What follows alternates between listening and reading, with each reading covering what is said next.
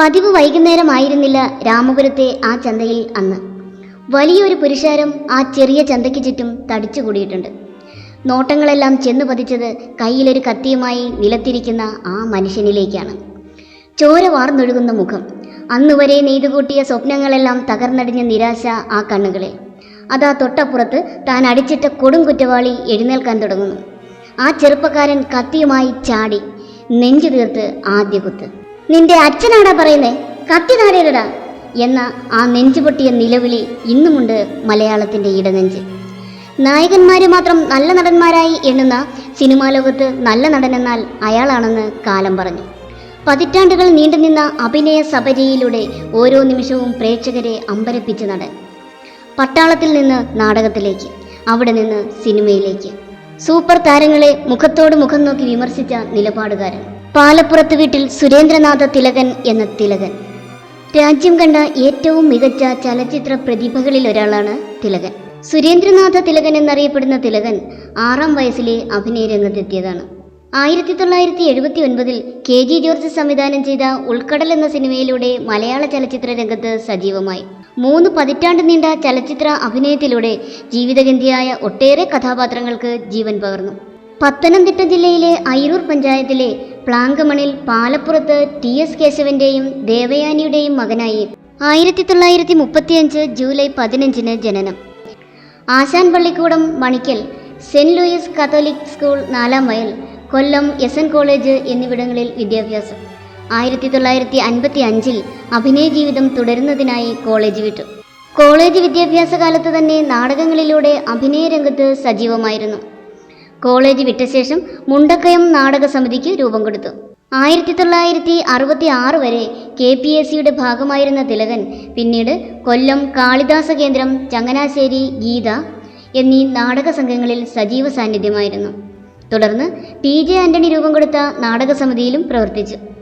PJ ആന്റണിയുടെ മരണശേഷം ആ നാടക ട്രൂപ്പ് ഏറ്റെടുത്ത് പ്രവർത്തിപ്പിച്ചു. ഇതിനിടയിൽ റേഡിയോ നാടകങ്ങൾക്കും തിലകൻ ശബ്ദം നൽകി. PJ ആന്റണിയുടെ ഏക സംവിധാന സംരംഭമായിരുന്ന പെരിയാർ എന്ന ചിത്രത്തിലാണ് ആദ്യമായി അഭിനയിച്ചതെങ്കിലും ആദ്യം പുറത്തിറങ്ങിയത് ഗന്ധർവക്ഷേത്രം എന്ന സിനിമയാണ്. 1 മിനിറ്റ് മാത്രം ദൈർഘ്യമുള്ള റോളായിരുന്നു ആ സിനിമയിൽ അദ്ദേഹത്തിന്. പിന്നീട് 1979 മുതലാണ് സിനിമയിൽ സജീവമായത്. KG ജോർജ് സംവിധാനം ചെയ്ത ഉൾക്കടൽ എന്ന ചിത്രത്തിലൂടെയാണ് ആ അഭിനയ യാത്രയുടെ തുടക്കം കുറിച്ചത്. 1982 KG ജോർജ് സംവിധാനം ചെയ്ത യവനിക എന്ന ചിത്രത്തിലെ കഥാപാത്രത്തിന് മികച്ച 2ാമത്തെ നടനുള്ള അവാർഡ് തിലകൻ കരസ്ഥമാക്കി. തുടർന്ന് ഏറെ അവാർഡുകൾ തിലകനെ തേടിയെത്തി.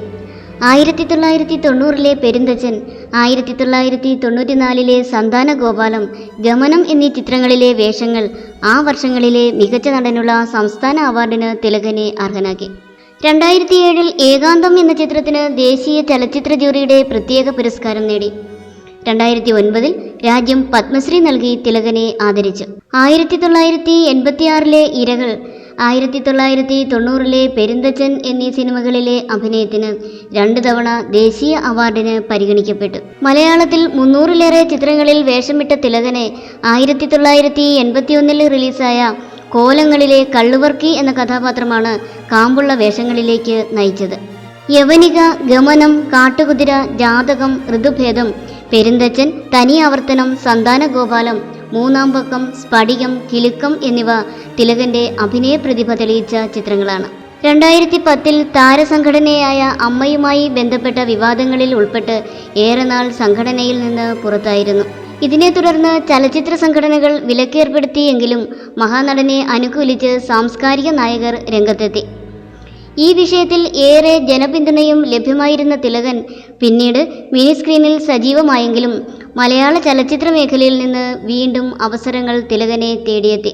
ഒടുവിൽ വിവാദങ്ങളൊഴിഞ്ഞ 2011 രഞ്ജിത്ത് സംവിധാനം ചെയ്ത ഇന്ത്യൻ റുപ്പിയിൽ ശക്തമായ വേഷം ചെയ്തു. 2012 അൻവർ റഷീദ് സംവിധാനം നിർവഹിച്ച ഉസ്താദ് ഹോട്ടലിലും മികച്ച വേഷമാണ് തിലകനെ കാത്തിരുന്നത്. തിലകന്റെ ആദ്യത്തെ ഭാര്യയുടെ പേര് ശാന്ത എന്നാണ്. അതിൽ ഷമ്മി തിലകൻ, ശോഭി തിലകൻ, ഷാജി തിലകൻ എന്നീ 3 മക്കളുണ്ട്. 2ാമത്തെ ഭാര്യ സരോജ.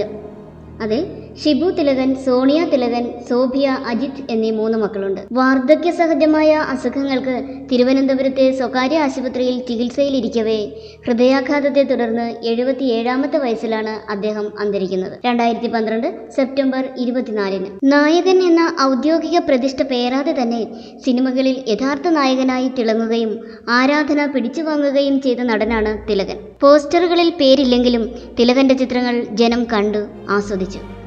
അഭിനയശേഷി തിരിച്ചറിഞ്ഞ പ്രേക്ഷകന്റെ അംഗീകാരമായിരുന്നു അത്. നടനത്തിൽ പൂർണ്ണത എന്ന വാക്ക് പലപ്പോഴും ഓർമ്മപ്പെടുത്തുന്നത് സ്ക്രീനിലെ തിലകന്റെ പ്രകടനങ്ങളാണ്. ഭൂരിഭാഗവും കരുത്തുറ്റ വേഷങ്ങൾ. ആ ശബ്ദഗാംഭീര്യം ഒന്ന് വേറെ തന്നെ.